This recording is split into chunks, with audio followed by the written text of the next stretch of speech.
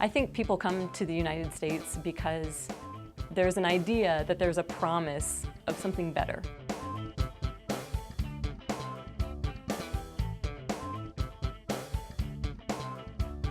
I remember them crying to me and saying, I don't have money, I don't have money.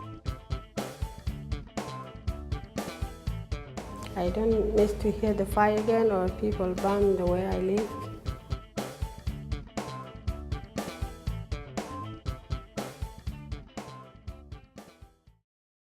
At some point, both refugees and immigrants have made a conscious decision to say to themselves, either I stay in this refugee camp, or either I stay in my very impoverished village, or I send one of my family members, or I sign my whole family up to make that venture to the United States, and that I'm willing to take that risk, that I'm going to make this conscious choice and say I'm going because I know that that is going to be better than this. My name is Sarah. I'm from South Sudan. I have 9 children.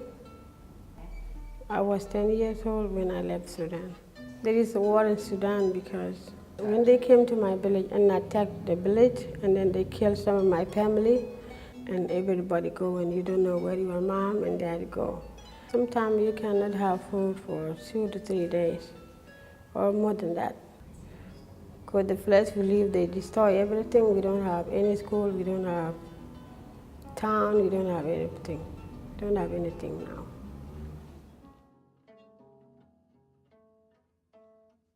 I come from a little small town in Mexico, and it was very common to hear my friends say, or even my family, like cousins and stuff, saying my dad is going to the U.S. I can see why they want to move to the U.S. because there's a lot of starvation, and I see a lot more homeless people over there, and some people cannot even afford bricks, so you can just imagine what their houses are made out of. And I thought I was going to be like living the rich life practically when I moved to the U.S. Some of the stories that I've heard people say about what they expected prior to arrival are really incredible in terms of sometimes how unrealistic they are. They say things like, we thought that the floor was going to be covered in gold. And other people say, we thought the floor was going to be glass. And other people say, well, we just thought money was on the trees because America is so rich, so obviously you can just get the money. It's just on the tree. You just take it when you need it, and then you have it. Everybody's rich in America. People think that when they arrive, that there's going to be a job for them ready to go, and that they don't have to speak English for that job, and that job will be enough to support their family. So there is this misconception that the wealth that America has is distributed equally among its citizens. When I first came to the U.S., I still thought that it was some of what I had imagined. We did have stuff that we didn't need, but we went from having a big house with a big backyard to living in a mobile home with my aunt with 17 people. So to me, that was really shocking because, like I said, I was expecting to live in paradise. My family changed a lot because my 2 older brothers started working, and my dad and then my mom had to work, which was probably the hardest thing for me because I'm used to having my mom cook every meal for us, being home with us, and then sometimes I would get home and my mom wasn't there and it was 7 at night. I left a lot more back in Mexico than I gained in the U.S. To the extent of family and my culture, my lifestyle that I was used to. Of course, if you've never been here, and if you can imagine, it's a really difficult thing to do. Come to a new country, you speak none of the language, probably. You don't know where to go. You need somebody to show you those things. When we first came to the United States, we tried to get to work. And if you don't speak English, they said no, because you're not gonna listen what they're gonna tell you. It's hard. My life in America is hard because I left my family there, my mom, my sister, my brother. When they're sick, I'm sick here because they need money from me to take that person to the hospital. Refugee groups receive a monthly allowance of approximately $800. So if you come with your family of 4, you already are behind the curve. And when you're feeling pressure to send money back to your families at home, you still have very little to live on here in the United States. And probably not speaking the language, you're still making not a whole lot of money upon arrival. So we're talking about people who are working at the minimum wage and the minimum level of compensation here in the United States, but really needing to support families on those same salaries, which ultimately are inadequate.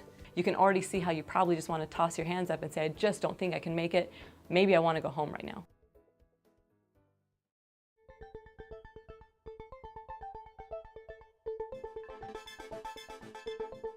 It's just very important to me to have Sudanese in San Diego because I have to keep my culture and I have to remember that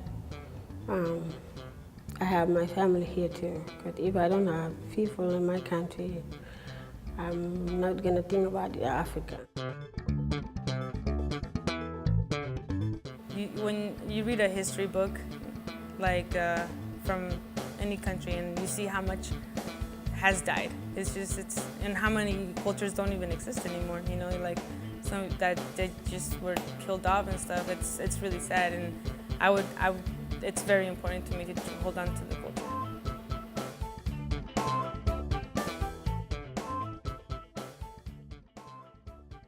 Here in San Diego, there's a real opportunity to get to know one another and all of the diversity here in the area.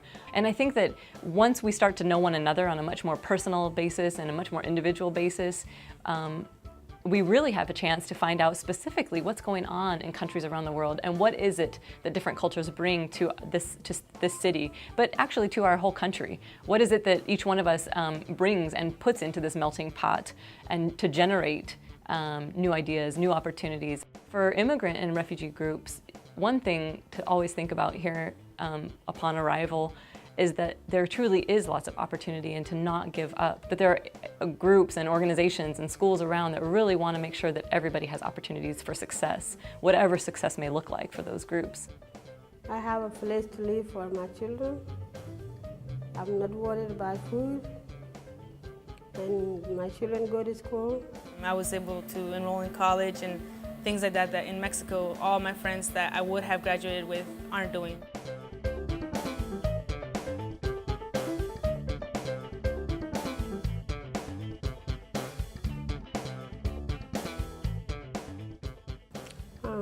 When I came to America and when we came to New York, and then when the door opened by itself, and then everybody ran away in shock, and because we haven't seen something like that before.